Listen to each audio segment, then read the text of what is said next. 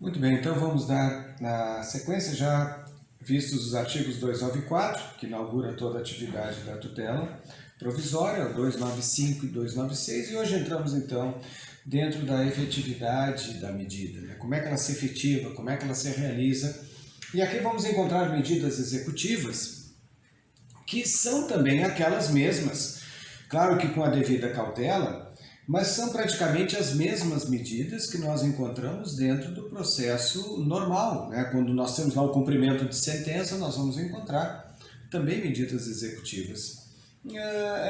Numa referência, pelo menos assim, de início, né? Antes de entrarmos nesse ponto, eu digo a vocês que a tutela provisória, se não tiver medida executiva, é de valor nenhum. Quer dizer, o juiz precisa deferir a medida, entender que o autor tem razão numa situação de urgência e também dar as condições para que isto se cumpra. Isso se chama realização da atividade jurisdicional. Na medida que o juiz defere, ele tem que dar condições para que aquilo seja realmente alcançado na prática, concretamente entregue ao detentor desse direito, né? Então é isso que vai se encontrar dentro de uma peculiaridade das medidas executivas na tutela provisória, mas principalmente porque algumas restrições também se deve fazer ou se deve pensar. Restrições estas que são dentro daquele contexto da provisoriedade. Não vai se dizer que aqui nós temos já uma função executiva definitiva, não, porque nós não temos sentença definitiva ainda. O que nós temos é uma tutela que ainda está, vamos dizer, crescendo, está se mostrando eficaz para aquele momento da vida das partes.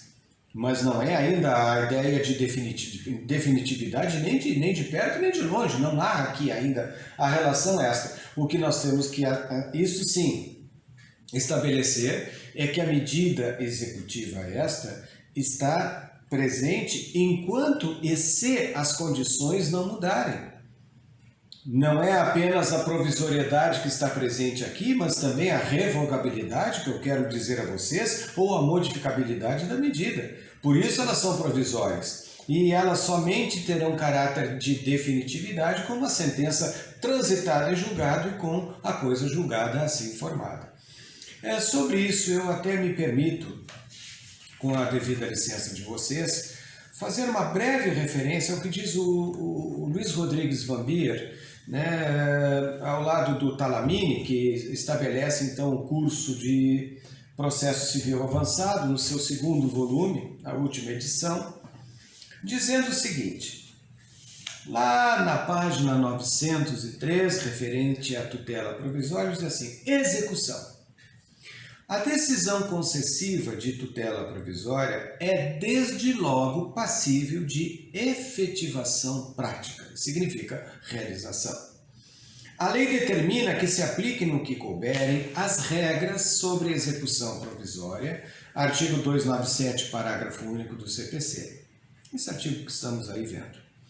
Mas essa previsão de aplicação subsidiária deve ser corretamente compreendida, diz ele. Não significa que a efetivação da tutela antecipada irá submeter-se a um processo executivo ou mesmo ao cumprimento de sentença, que não tem nada a ver. Na verdade, o que nós temos aqui é uma medida ainda provisória, né? Pelo contrário, no mais das vezes, na medida em que a urgência da situação e as peculiaridades do bem jurídico assim o exijam, o provimento antecipatório terá força mandamental e ou executiva. Força mandamental e ou executiva.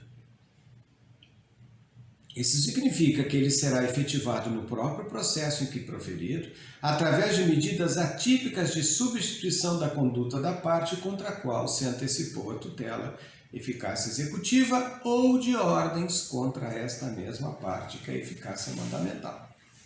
Então, o que ele quer dizer? Se a parte contra quem se pede cruzar os braços, ela não se mostra nem um pouquinho à vontade para cumprir aquilo que a ordem judicial determina, ou o juiz então faz uma eficácia, como diz aqui, executiva. Por exemplo, não vai entregar o remédio? Muito bem, vamos lá, Estado, para entregar o dinheiro para a compra desse remédio. Ou então a eficácia mandamental, que é, Estado, entrega o remédio se tu tens esse medicamento nas prateleiras. Então o juiz manda, mandamento judicial, uma ordem, portanto. Então, dependendo do tipo, a tutela é manda ou a tutela é executa. Então, a mais das vezes aqui estaria muito presente o órgão do poder público, né? No polo passivo da relação, onde a ordem mandamental aqui é determinante, ela é forte, ela é eficaz, sob pena até mesmo de responder à autoridade a um crime de desobediência à ordem judicial, que é um crime contra a administração da justiça.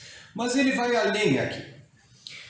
O artigo 297, caput do CPC, explica que o juiz poderá determinar as medidas que considerar adequadas para a efetivação da tutela provisória. Essa adequação eu já falo um pouquinho agora para vocês.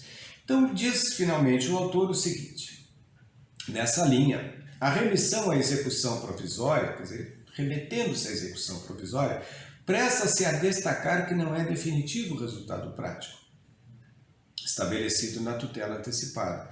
As providências concretas efetivadas com base na decisão antecipatória poderão vir a ser desfeitas se o provimento final do processo for contrário à parte que obtiver a tutela antecipada. Então,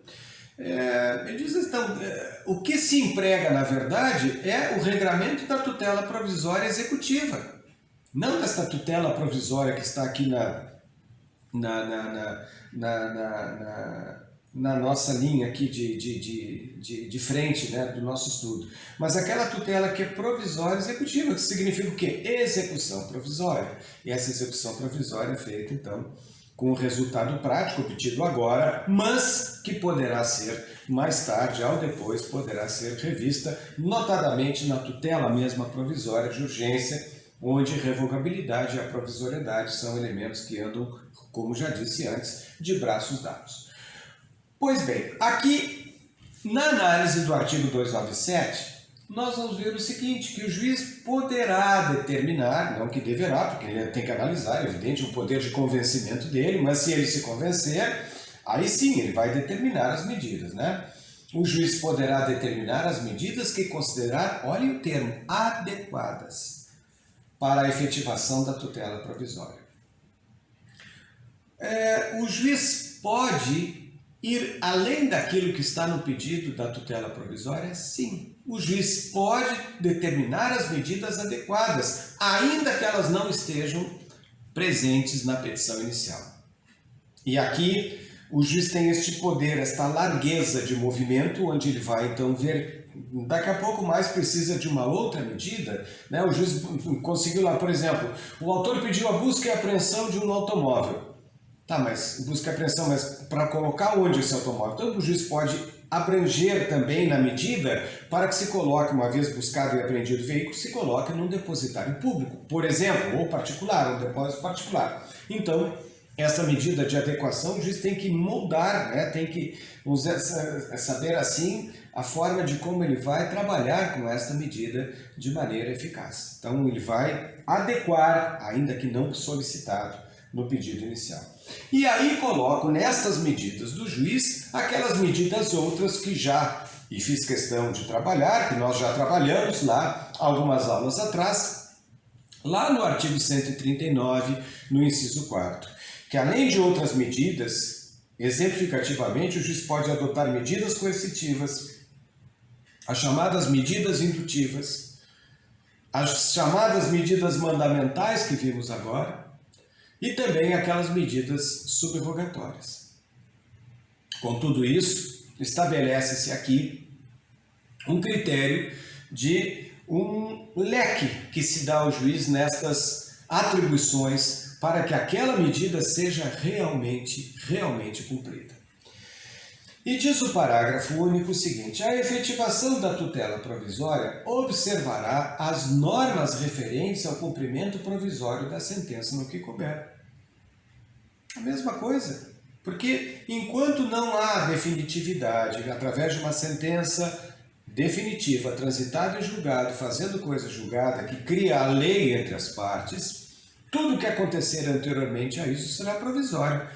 E este provimento liminar também de execução, de realização daquela liminar dada como medida pelo juiz à parte autora, também estará sujeita a isto.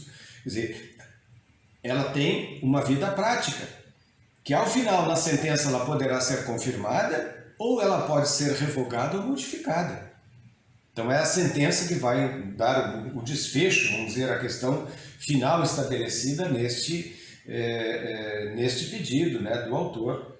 Enfim, então o juiz, além de adequar, ele vai fazer realizar as próprias medidas.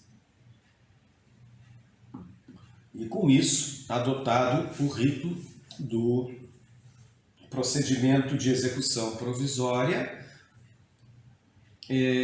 inclusive com aquela regra em que, se porventura o autor causar prejuízo ao requerido nestas medidas, o autor será obrigado a reparar o dano. Lembram do sentido inverso, né, da reparação do dano reverso, para que haja esta completa recuperação patrimonial caso o requerido tenha sofrido algum eventual prejuízo. Né? E aí nós vamos ver então nessas medidas um exemplo que casualmente hoje me chegou e eu quero referendá-lo aqui como uma decisão judicial dada em sede de liminar. E aqui aparece,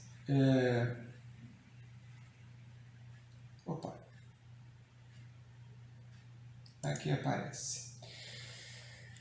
Claro aqui que eu vou respeitar as partes, eu não vou apresentar aqui, enfim, mas tivemos uma ação, um proprietário rural, com vários imóveis, mas formando um único imóvel, mas com várias matrículas imobiliárias, mas ele mora são ali, parece 8, 9 áreas, né, imóveis, que deveriam estar reunidos, não foram, agora está requerendo isso, fazer um só imóvel, e essas áreas então foram objeto, cada um desses imóveis, do IPTU, o que já não é válido na medida que o IPTU é para a área territorial urbana, e cabível ali seria, portanto, o ITR, já que é uma área rural, um imposto territorial rural, onde ele tem produção, tem, enfim, uma atividade rurícola ali bastante intensa, e também a taxa de cobrança de lixo de cada um desses imóveis, quando na verdade ele tem uma casa só, que é a casa da família, que é ali colocada num imóvel só, então não tem produção de lixo nos demais, até porque não há lixo em área rural, né? Não existe isso aí, então é indevido. Mas o que fez a prefeitura? Embora ele já tenha ingressado com procedimento administrativo para provar que não tem taxa de coleta de lixo em todos os imóveis, que não tem IPTU, mas tem ITR que ele paga regularmente, não dá para pagar duas formas de tributação de igual grandeza na medida da bitributação, que não é devido, vocês já devem ter conhecimento disso. Então, o que se fez? Na medida que ele foi processado, nós, na execução, nós respondemos, a execução está lá sendo também ainda matéria colocada sub júdice, quer dizer, à luz da justiça, ainda não está definida. E mesmo assim, além do processo de execução com um processo administrativo pendentes, o município ainda levou a dívida do IPTU e taxa de coleta de lixo para protesto cambial, levando então ao cartório de protestos em Porto Alegre. Com isso, evidentemente, a gente notou ali que haveria uma determinada forma de comportamento rigoroso da prefeitura, para não dizer outra coisa, enfim, e essa postura levou-nos então a ingressar em juízo agora no início do ano, isso foi antes mesmo da questão do coronavírus que estamos passando. E aí tivemos esta resposta hoje, casualmente hoje, vejam aqui, foi disponibilizada dia 15 de maio e foi publicada a partir de hoje. Então, nós temos aqui como eu disse, em homenagem à privacidade da parte, eu tiro aqui uma parte do número do processo e também aqui o nome dela. Então aqui eu, né, advogado do autor, contra o município de Porto Alegre. Vistos, diz o juiz então, para a concessão da tutela de urgência, mister, a presença de elementos que evidenciem a probabilidade de direito e perigo de dano ou risco do resultado útil ao processo. Olhem aqui a lição que nós estamos vendo agora. Concessão da tutela é necessária a presença dos dois elementos.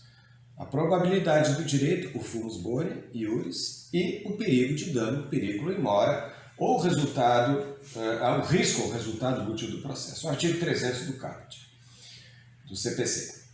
No caso em apreço, o fumus boni iuris encontra-se demonstrado, a fumaça do bom direito, a probabilidade do direito, na medida em que a parte autora junta a cópia do processo administrativo, no qual o município reconheceu ser cabível a cobrança de, não ser cabível, melhor, a cobrança de IPTU, cabe o ITR, bem como pelo fato de ainda estar em discussão na via administrativa o direito à isenção da taxa de coleta de lixo. Outro sim, o periculo in mora, então o segundo elemento, né, o segundo critério, é demonstrado em razão de ter sido levado tal título a protesto, sendo notórios os abalos que a restrição de crédito causa. É claro, o cara está lá em protesto, tem o nome limpo na praça, uma hora para outra vai a prefeitura pública, coloca lá em protesto, evidentemente que há um prejuízo, né, inerente aqui à própria cidadania. E o que diz o juiz? Agora vejam o comando. Assim defiro o pedido liminar ao efeito de determinar o cancelamento do protesto protocolado. Número tal e nome de tal. Ora, o que nós temos aqui? Uma ordem mandamental. O juiz agora oficia ao cartório de protestos e manda que o oficial do cartório cancele aquele protesto. Aí diz assim, oficie-se ao segundo tabelionato, olha, então a adequação, agora o juiz está modulando isso aqui. Ele já está vendo, já determinei o cancelamento, agora estou fazendo a modulação, que outras medidas que adequadas eu agora tenho que oficiar o cartório de protesto. Então ele diz assim, oficia o segundo tabelionato de notas para cumprimento da medida com urgência, considerando que a Procuradoria-Geral do município de Porto Alegre dispensa em caráter geral a realização de audiência prévia conciliatória, então uma determinação da própria Procuradoria-Geral do município, que não quer audiência de conciliação em qualquer caso, devido à impossibilidade de conciliar, e com razão, porque não tem como, em detrimento do poder público, ressalvadas situações específicas, o feito processo seguirá ordinarizado. Cite-se para oferecer contestação em 30 dias úteis. Está aqui, então, a ordem judicial, assim, deferitória da medida para dar esta, vamos chamar assim, esta proteção a um direito individual do autor. Muito bem, vamos voltar então aqui.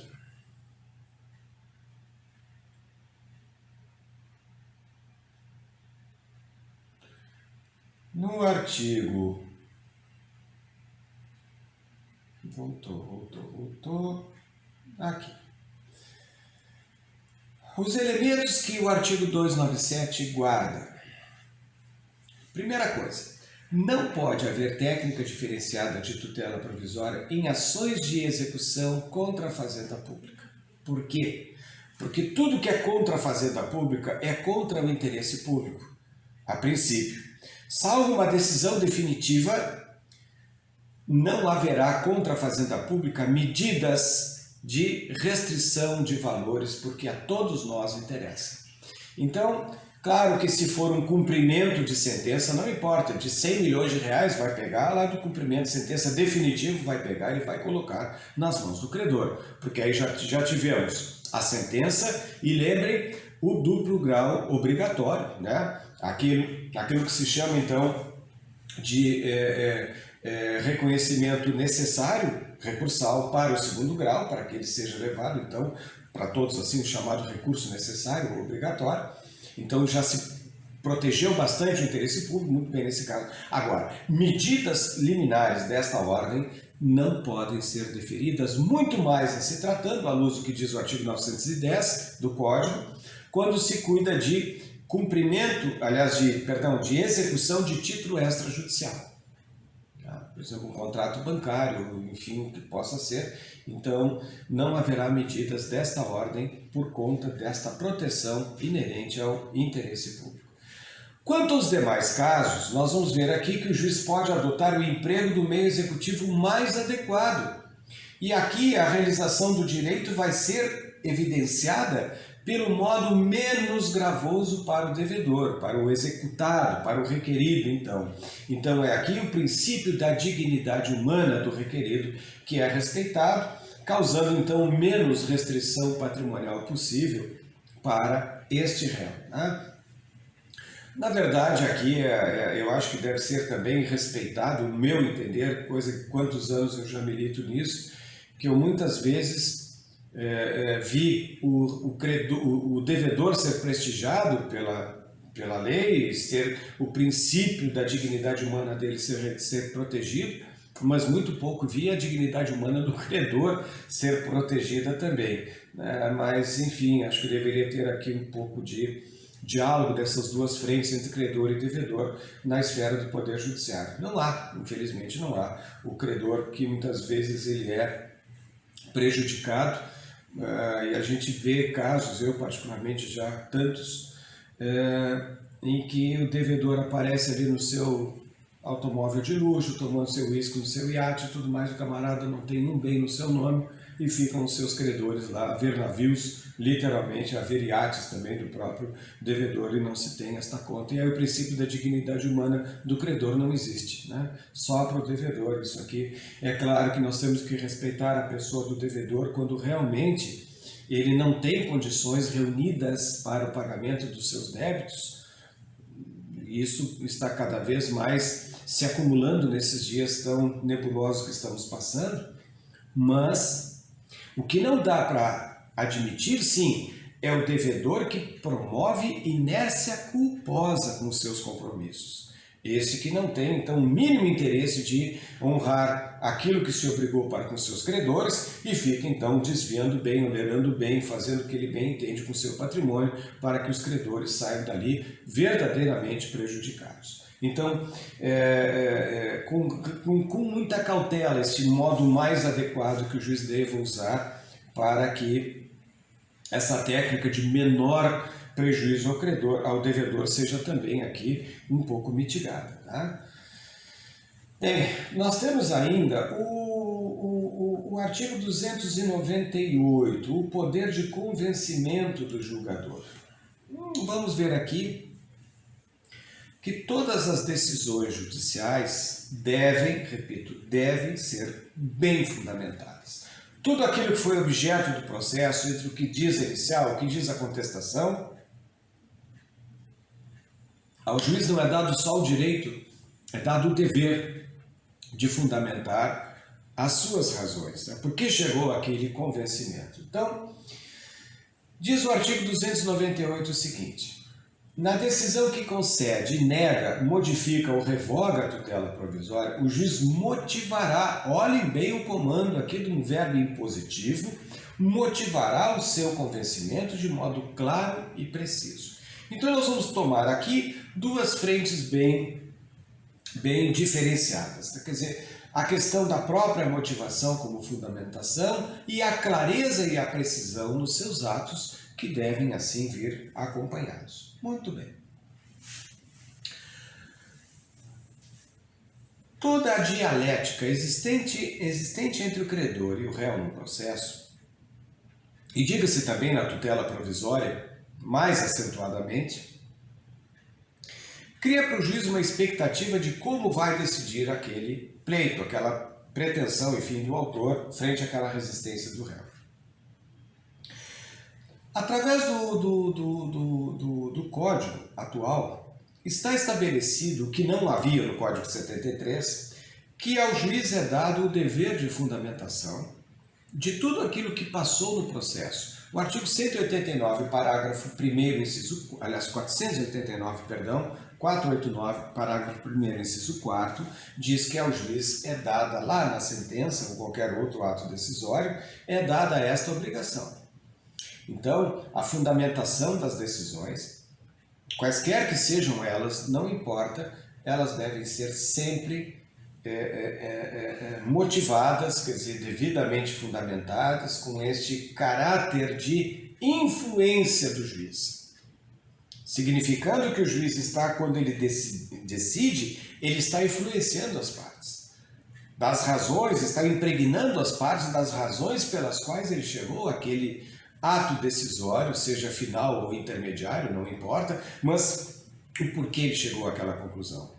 E é exatamente daqui, neste diálogo que o juiz tem às partes, aliás, há de se lembrar que a sentença é a resposta do juiz às partes, responde ao autor e responde ao réu, então é esta a resposta que ele dá. Então é esse diálogo que ele estabelece para os dois, no sentido de dizer o motivo pelo qual decidiu assim ou assado, deferindo e indeferindo, julgando procedente ou improcedente, ou parcialmente procedente a ação, enfim.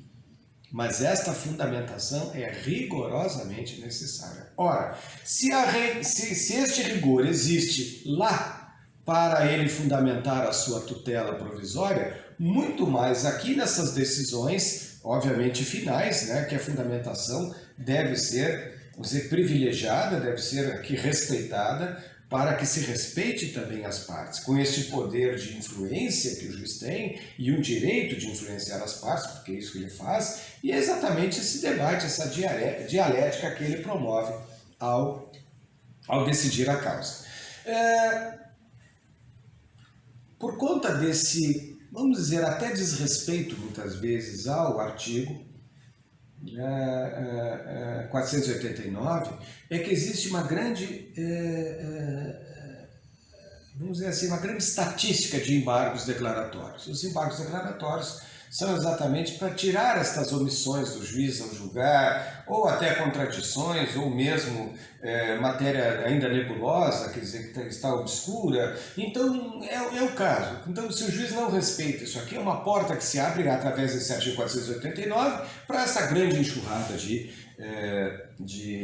embargos declaratórios. Hoje não há uma sentença que não seja embargada. Eu posso até me atrever a dizer isso, muito pouca estatística em que isso não acontece, né? Mas, enfim, é esta a verdadeira situação que nós estamos vivendo. Tá?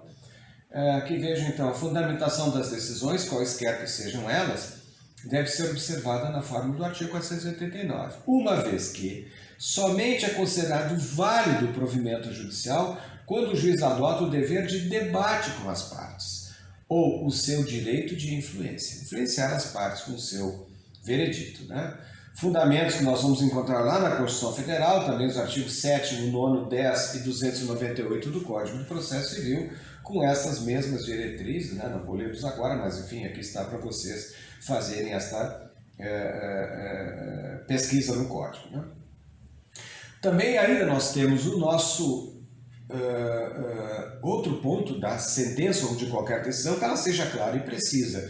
Clara e precisa para que não haja interpretação. Quando é que eu digo que a sentença é clara? Quando ela define, afinal de contas, o tipo de conclusão que o juiz adota. Né? A conclusão de fazer um julgar procedente, a conclusão de julgar improcedente, de declarar, de constituir, né? De decretar, de condenar. Então ele vai ter que ter essa clareza, ele vai ter que dizer com muita